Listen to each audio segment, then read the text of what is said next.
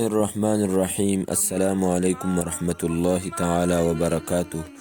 معزز سامعین و ناظرین، کئی باتیں حیران کن طور پر ایسی مشہور ہوتی ہیں کہ بیک وقت وہ عجیب بھی ہوتی ہیں اور مضحکہ خیز بھی ہوتی ہیں۔ انہی میں سے غلط مشہور یہ بات بھی ہے کہ جس دودھ پینے والے بچے کا والد نسوار نہ رکھتا ہو تو اس بچے کا پیشاب پاک ہے۔ حالانکہ ایسی بات بالکل بھی درست نہیں ہے۔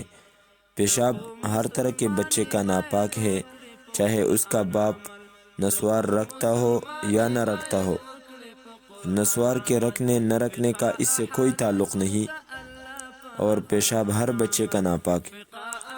معزز سامعین، کم علمی کی وجہ سے اکثر خواتین دودھ پینے والے بچے کے پیشاب آلود کپڑوں کے ساتھ نماز پڑھ لیتی ہیں، اور وہ یہ خیال کرتی ہیں کہ ان بچوں کے یہ جو کپڑے ہیں یہ ناپاک نہیں ہوئے۔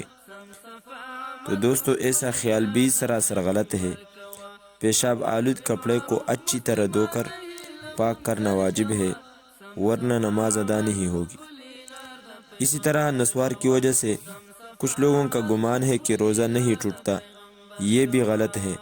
نسوار کی وجہ سے روزہ بھی ٹوٹتا ہے، اور اگر کسی کو مسئلہ معلوم تھا اور اس نے پھر روزے کے دوران میں نسوار رکھا تو روزہ تو ٹوٹے گا ہی، ساتھ میں کفارے کے طور پر 2 مہینے روزے رکھنا بھی اس پر لازم ہوں گے۔